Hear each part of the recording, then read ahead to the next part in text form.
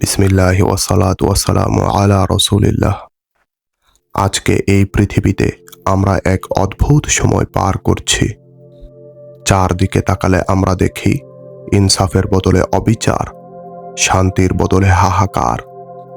আজ বিশ্বের আনাচে কানাচে মুসলিমরা নির্যাতিত, নিষ্পেষিত। আমাদের ভাই বোনদের উপর জুলুম করা হচ্ছে, অথচ কোটি কোটি মুসলিম আজ নিশ্চুপ।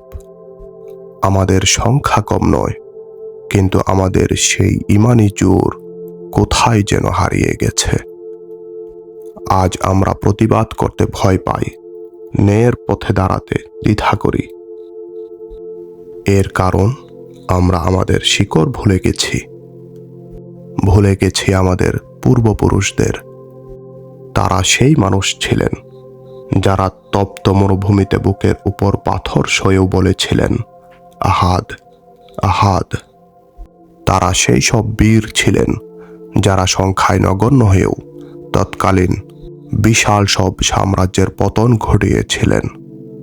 আজ যখন আমরা জুলুমের শিকার হচ্ছি, তখন আমাদের জানা প্রয়োজন কিভাবে হযরত বিলাল রাদিয়াল্লাহু আনহু অন্যায়ের সামনে মাথা নত করেননি, কিভাবে মরুভূমির সাধারণ মানুষগুলো বিশ্ববিজয়ী হয়ে উঠেছিলেন। তাদের জীবনের পরতে পরতে লুকিয়ে আছে বর্তমানের সেই অন্ধকার থেকে উত্তরণের পথ। আসুন সাহাবীদের জীবন থেকে সেই হারানো সাহস আর তেজ সংগ্রহ করি, নিজেদের ভেতরের ঈমানি শক্তিকে জাগ্রত করি। চলুন আজ আমরা এক মহান সাহাবীর জীবনের কথা শুনি এবং নিজের জীবনের মোড় ঘুরিয়ে দেই। তুফাইল ইবনে আমর আদ-দাওসী, যার জন্য প্রিয় নবী সাল্লাল্লাহু আলাইহি ওয়াসাল্লাম দোয়া করেছিলেন, হে আল্লাহ, আপনি তাকে দান করুন এমন একটি নিশানা যা তাকে কাঙ্ক্ষিত কল্যাণের কাজে সাহায্য করবে। তুফাইল ইবনে আমর আদ-দাওসী দাউস গোত্রের জাহিলি যুগের সর্দার। তিনি ছিলেন আরবের চিহ্নিত সম্ভ্রান্ত লোকদের অন্যতম সীমিত পৌরুষদীপ্ত ব্যক্তিবর্গের একজন। তার ডেগ কখনো চুলা থেকে নামতো না, আগন্তুকের সম্মুখে তার দুয়ার কখনো রুদ্ধ হতো না। তিনি খাবার দিতেন ক্ষুধার্তকে, নিরাপত্তা দিতেন সম্ভ্রান্ত ব্যক্তিকে, আশ্রয় প্রার্থীকে দিতেন আশ্রয়। এসবের পাশাপাশি তিনি ছিলেন একজন তীক্ষ্ণ মেধাবী ও বুদ্ধিদীপ্ত সাহিত্যিক, সূক্ষ্ম আবেগ ও অনুভূতিজাত কাব্য প্রতিভার অধিকারী। কোনো বিষয়ের পক্ষে বা বিপক্ষে মধুময় ও জ্বালাময়ী ভাষণে তিনি ছিলেন এমনই পারঙ্গম যে তার মুখ থেকে বেরোনো কথা শ্রোতার অন্তরে সৃষ্টি করত জাদুর মতো প্রভাব। তুফাইল নিজ গোত্রের এলাকা তেহামা ত্যাগ করলেন, যা ছিল লোহিত সাগরের নিকটবর্তী আরব উপদ্বীপের সমতল ভূমি। তিনি রওনা করলেন মক্কার উদ্দেশ্যে। সে সময় দ্বন্দ্ব ও যুদ্ধের চাকা ঘুরছিল রাসূলুল্লাহ সাল্লাল্লাহু আলাইহি ওয়াসাল্লাম ও কুফফারে কুরাইশের মাঝে। তারা প্রত্যেকেই সংগ্রহ করতে চাচ্ছিলেন নিজের সাহায্যকারী আর আকর্ষণ করছিলেন নিজ নিজ দলের সমর্থক। রাসূলুল্লাহ সাল্লাল্লাহু আলাইহি ওয়াসাল্লাম মানুষকে দাওয়াত দিচ্ছিলেন আপন রবের পথে। তার হাতিয়ার ছিল ঈমান ও বিশ্বাস, হক এবং ইনসাফ। পক্ষান্তরে কাফের কুরাইশরা তার সেই আহ্বানের প্রতিরোধের চেষ্টা চালাচ্ছে সকল প্রকার অস্ত্র দিয়ে, সকল পথ ও পন্থা অবলম্বন করে। তারা মানুষকে তার থেকে দূরে সরিয়ে রাখতে সব রকম উপকরণ ব্যবহার করে। তুফাইল দেখলেন বিনা প্রস্তুতিতে নিজেকে এই দ্বন্দ্বযুদ্ধে জড়িয়ে পড়তে, তার অনিচ্ছা সত্ত্বেও এই ঝামেলায় সংশ্লিষ্ট হয়ে পড়তে। তিনি তো এ লক্ষ্য নিয়ে মক্কায় আসেননি। ইতিপূর্বে মুহাম্মদ ও কুরাইশের এমন দ্বন্দ্বের কথা তার জানাও ছিল না। এই দ্বন্দ্বযুদ্ধকে কেন্দ্র করে তুফাইল ইবনে আমর আদ-দাওসীর জীবনে ঘটেছে এক অবিস্মরণীয় ঘটনা।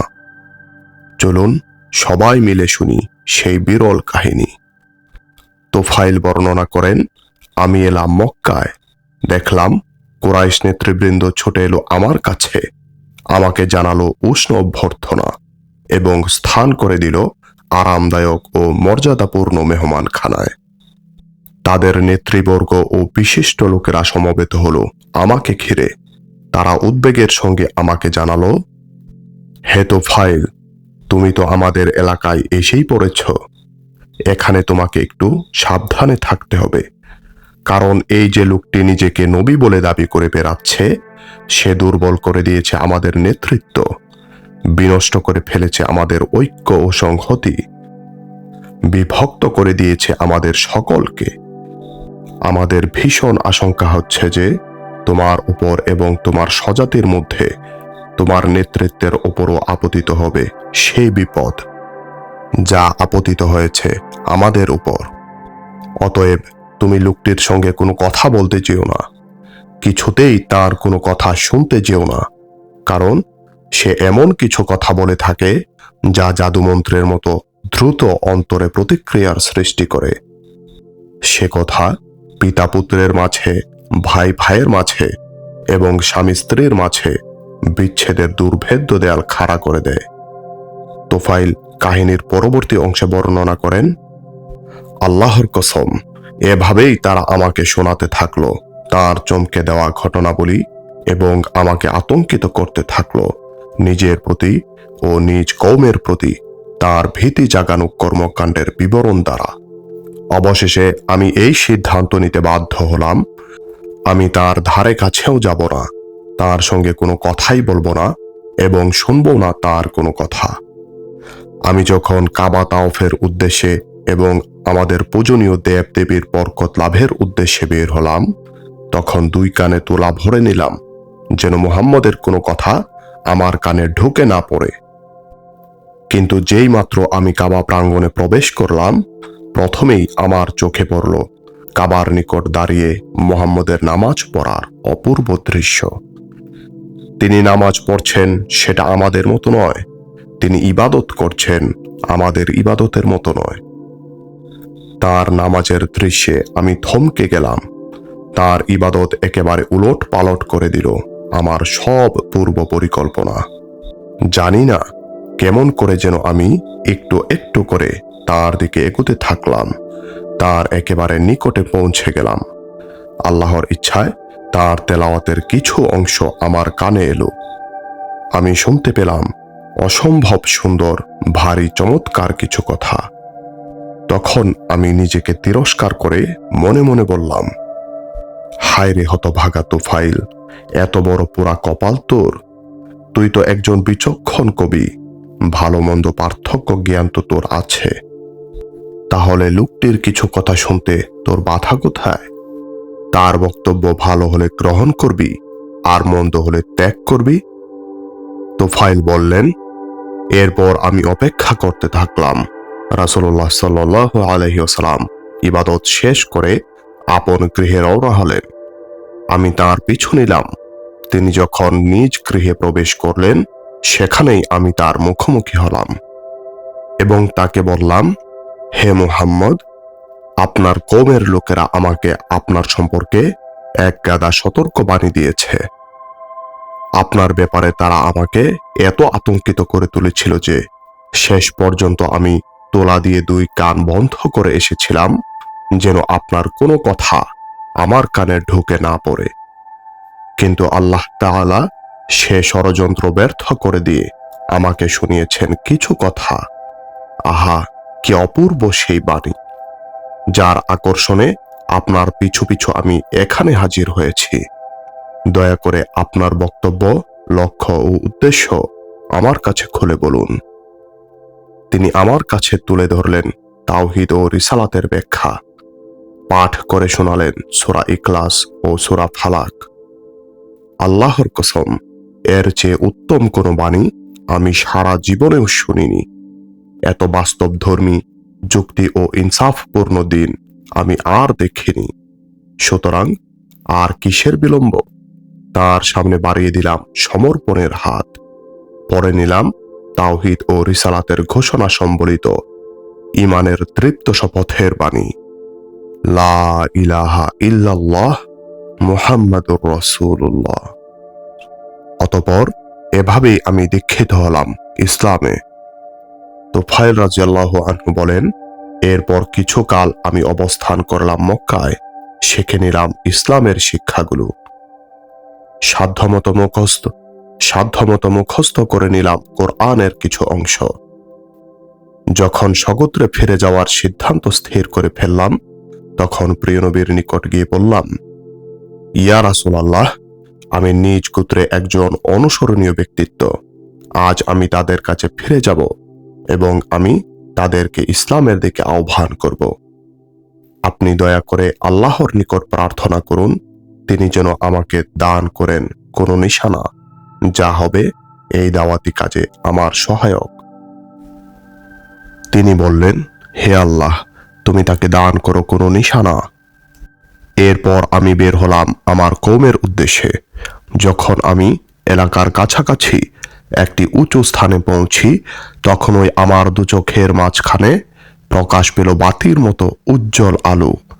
আমি প্রার্থনা করলাম, হে আল্লাহ, দয়া করে এই আলো আমার মুখমণ্ডল থেকে অন্য কোথাও স্থানান্তর করে দিন, কারণ আমি আশঙ্কা করছি তারা বলবে আমার কপালে আগুন জ্বলছে।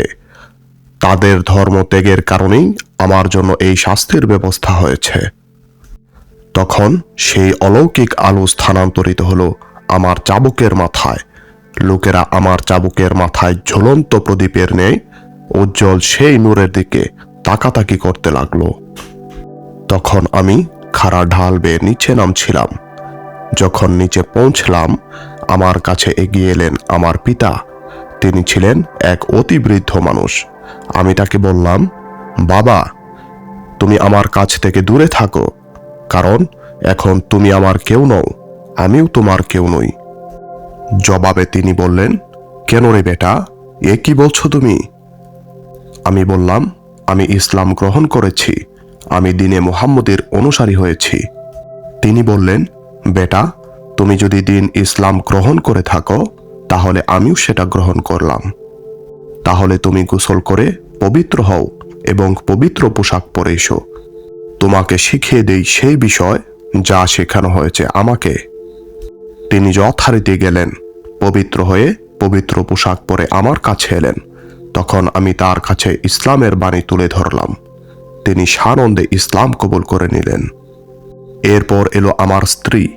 আমি বললাম, একটু দূরত্ব বজায় রাখো, কারণ এখন তোমার আর আমার মাঝে কোনো সম্পর্ক নেই। সে বলল, আমার পিতামাতা আপনার উপর কুরবান হোক, কি কারণে এমন হলো? এই বিচ্ছেদের কারণটা আমি কি জানতে পারি? আমি বললাম, আমি ইসলাম গ্রহণ করেছি, আমি দ্বীনে মুহাম্মদের অনুসারী হয়েছি।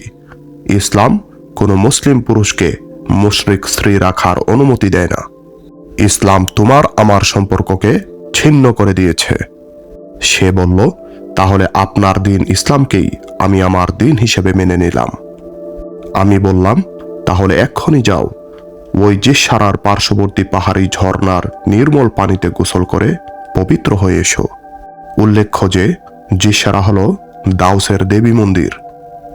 সে আবার বলল, আমার পিতামাতা আপনার উপর উৎসর্গিত হোক। আপনি কি দেবী জিশারার দিক থেকে শিশুদের কোনো ক্ষতির আশঙ্কা করছেন? সে কারণেই কি আমাকে সেখানে গোসল করার জন্য পাঠাচ্ছেন? আমি ক্রুদ্ধ হয়ে বললাম, চুলায় যাক তোমার দেবী জিশারা, চুলায় যাক তোমার শিরকি চিন্তা ভাবনা। আমি তোমাকে সেখানে গিয়ে গোসল করতে বলেছি, সেটা লোকালয় থেকে দূরে, লোকচক্ষুর আড়ালে বলে। আমি তোমাকে নিশ্চয়তা দিচ্ছি, এই বধির পাথরের মূর্তির ভালো মন্দ কিছুই করার ক্ষমতা নেই। সে গেল এবং গোসল করে পবিত্র হয়ে আমার সম্মুখে হাজির হলো। আমি তার কাছে ইসলাম তুলে ধরলাম। সে ইসলাম কবুল করে নিল। এরপর আমি দাওয়াত পেশ করলাম দাউস গোত্রের সামনে।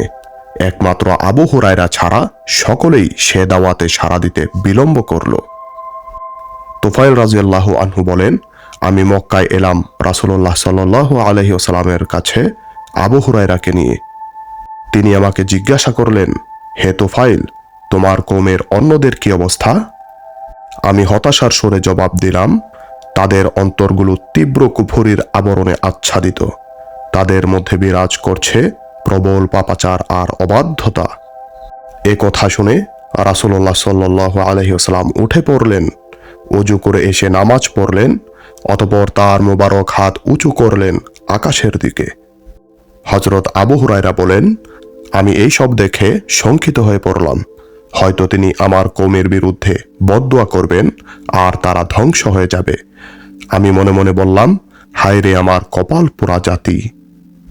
কিন্তু রাসূলুল্লাহ সাল্লাল্লাহু আলাইহি ওয়াসাল্লাম বলতে শুরু করলেন, হে আল্লাহ, তুমি দয়া করে দাউস গোত্রের লোকদের হেদায়েত দাও, হেদায়েত দাও, হেদায়েত দাও। এরপর তিনি তুফাইলের দিকে ঘুরে দাঁড়ালেন এবং বললেন, তুমি তোমার কওমের কাছে ফিরে যাও, তাদের সঙ্গে কোমল আচরণ করবে আর নম্র ভাষায় ইসলামের দিকে আহ্বান জানাবে। তুফাইল রাদিয়াল্লাহু আনহু বলেন, আমি অব্যাহতভাবে দাউস গোষ্ঠীকে ইসলামের দিকে ডাকতে থাকলাম। ইতোমধ্যে রাসূলুল্লাহ সাল্লাল্লাহু আলাইহি ওয়াসাল্লাম হিজরত করে চলে গেলেন মদিনায়। পেরিয়ে গেল আরও বহু সময়, ঘটে গেল বদর, উহুদ ও খন্দকের যুদ্ধ। এরপর আমি হাজির হলাম প্রিয় নবী সাল্লাল্লাহু আলাইহি ওয়াসাল্লামের খেদমতে। এবার আমার সঙ্গে হাজির ছিল দাউস গোত্রের ৮০টি পরিবার, যারা সকলেই ইসলাম গ্রহণ করে খাঁটি মুসলিমের পরিচয় দিয়েছিলেন। রাসূলুল্লাহ সাল্লাল্লাহু আলাইহি ওয়াসাল্লাম ভারী খুশি হলেন এবং যুদ্ধে অংশগ্রহণ ছাড়াই মুজাহিদদের সঙ্গে আমাদেরকেও খায়বর যুদ্ধের গনিমত প্রদান করলেন। আমরা তখন বললাম, ইয়া রাসূলুল্লাহ, পরবর্তী প্রতিটি জিহাদে আমাদেরকে আপনার ডান দিকের সৈনিক হিসাবে নির্ধারণ করুন, আর মাবরুর শব্দটি আমাদের জন্য সংকেত হিসেবে নির্ধারণ করুন। তুফাইল রাদিয়াল্লাহু আনহু বলেন, এরপর আমি মক্কা বিজয় পর্যন্ত রয়ে গেলাম রাসূলুল্লাহ সাল্লাল্লাহু আলাইহি ওয়াসাল্লামের সঙ্গে। পরে আমি নিবেদন করলাম, ইয়া রাসূলুল্লাহ, আমাকে আমার এলাকায় আমর ইবনে হাম্মামার দেবী জুলকুফাইনকে জ্বালিয়ে ধ্বংস করার অনুমতি প্রদান করুন। প্রিয় নবী সাল্লাল্লাহু আলাইহি ওয়াসাল্লাম অনুমতি দিলে তুফাইল রাদিয়াল্লাহু আনহু নিজ কওমের ছোট্ট একটি বাহিনী নিয়ে রওনা হলেন সেই দেবী মূর্তির উদ্দেশ্যে। যখন তিনি সেখানে পৌঁছে গেলেন এবং মূর্তির গায়ে আগুন ধরানোর আয়োজন করলেন, তখন তার আশপাশে বহু নারী পুরুষ আর শিশু দর্শক জমে গেল। তারা সকলেই অপেক্ষা করছিল কখন তার উপর বিপদ নামবে।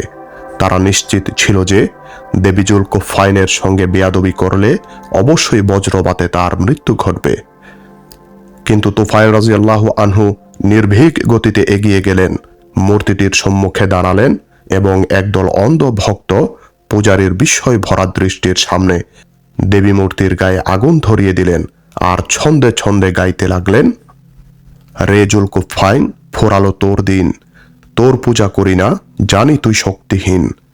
জন্মেছি আগে তোর জন্মের, রাখব না কোনো পথ শিরকের। জ্বালিয়ে দিলাম তোর আস্তানা, গায়রুল্লাহর পূজা চলবে না। আগুন জ্বলে উঠল দাও দাও করে, সে আগুন দেবী মূর্তিকে জ্বালিয়ে ভস্ম করে দিল। এর ওই সঙ্গে জ্বলে পুড়ে ছাই হয়ে গেল দাউস গোত্রের মূর্তি পূজা ও শিরকের শেষ চিহ্নটুকু। এরপর সেখানে নারী পুরুষ সকলেই ইসলাম গ্রহণ করল এবং সেই ইসলাম গ্রহণ নিখুঁত ও নিখাত প্রমাণিত হল। এরপর তুফাইল ইবনে আমর আদ-দাউসি রাদিয়াল্লাহু আনহু আঁকড়ে ধরলেন রাসূলুল্লাহ সাল্লাল্লাহু আলাইহি ওয়াসাল্লামের সংস্রব এবং এই ধারা চলতেই থাকলো প্রিয় নবী সাল্লাল্লাহু আলাইহি ওয়াসাল্লামের ওফাতের পূর্ব পর্যন্ত। তারপরে খেলাফতের দায়িত্ব যখন আরোপিত হলো তার ওই ঘনিষ্ঠতম সাহাবী হযরত আবু বকর সিদ্দিক রাদিয়াল্লাহু আনহু এর প্রতি, তখন তুফাইল রাদিয়াল্লাহু আনহু নিয়োজিত করলেন নিজেকে, নিজের সন্তান ও তরবারিকে রাসূলুল্লাহ সাল্লাল্লাহু আলাইহি ওয়াসাল্লামের খলিফার আনুগত্যে। রিদ্দতের যুদ্ধ যখন শুরু হলো, মুসাইলামাতুল কাজ্জাবের বিরুদ্ধে মুসলিম সৈনিকদের শীর্ষস্থানীয় হিসেবে বের হলেন তুফাইল এবং তার পুত্র আমর। ইয়ামামার সেই সফরে তিনি এক স্বপ্ন দেখলেন। স্বপ্ন দেখে তিনি সাথীদের ডেকে বললেন, আমি এক স্বপ্ন দেখেছি, তোমরা এর তাবির বলো। তারা জিজ্ঞাসা করলেন, কি দেখেছেন হে তুফাইল?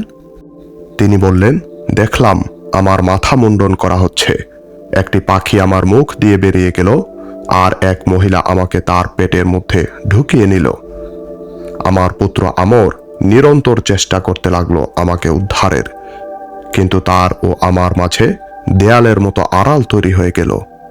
তারা বললেন, ভালো স্বপ্ন দেখেছেন? তখন তিনি বললেন, আমি এর যে ব্যাখ্যা বুঝেছি তা হলো আমার মাথা মুন্ডন করা, এর মানে তা কর্তৃত হবে, অর্থাৎ আমি শহীদ হয়ে যাব। আর যে পাখিটি দেখেছি আমার মুখ দিয়ে বেরিয়ে গেল সেটা আমার রূহ। আর যে মহিলা আমাকে নিজের পেটে ঢুকিয়ে নিল সেটা সেই জমিন যা আমার জন্য খনন করা হবে এবং তার পেটের মধ্যে আমাকে দাফন করা হবে। আমি আশাবাদী যে আমার শাহাদাতের মৃত্যু হবে ইনশাআল্লাহ।